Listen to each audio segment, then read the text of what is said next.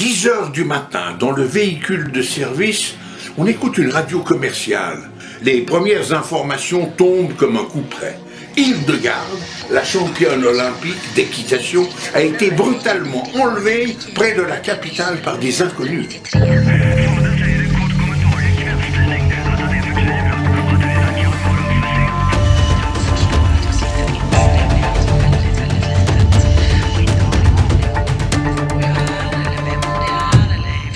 Les policiers mettent en place un bureau de crise, un officier coordinateur, 2 négociateurs et un interprète trilingue, difficilement trouvé.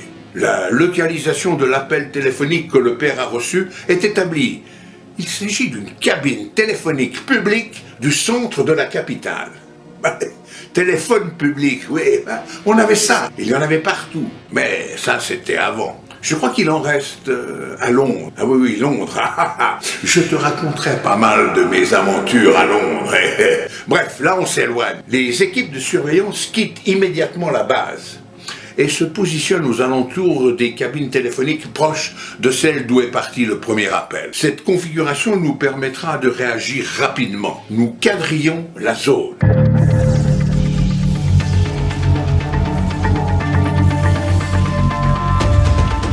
10 heures du matin, dans le véhicule de service, on écoute une radio commerciale. Les premières informations tombent comme un coup près.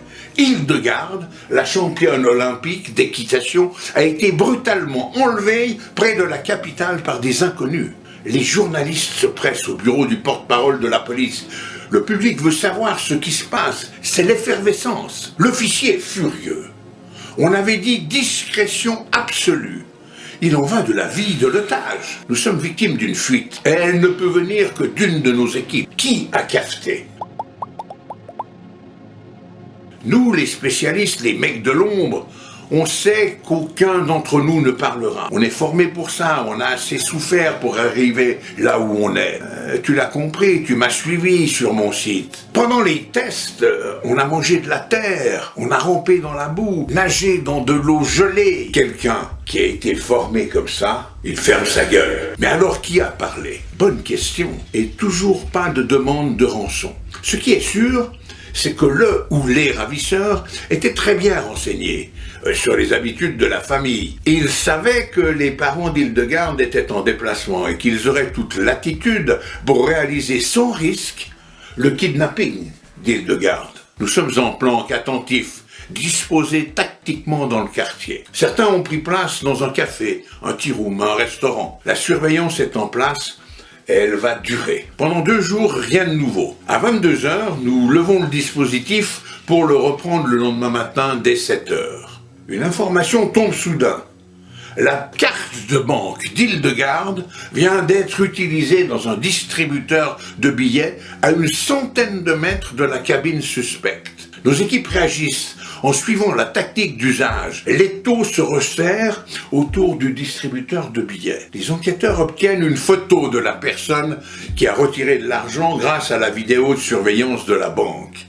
C'est un homme.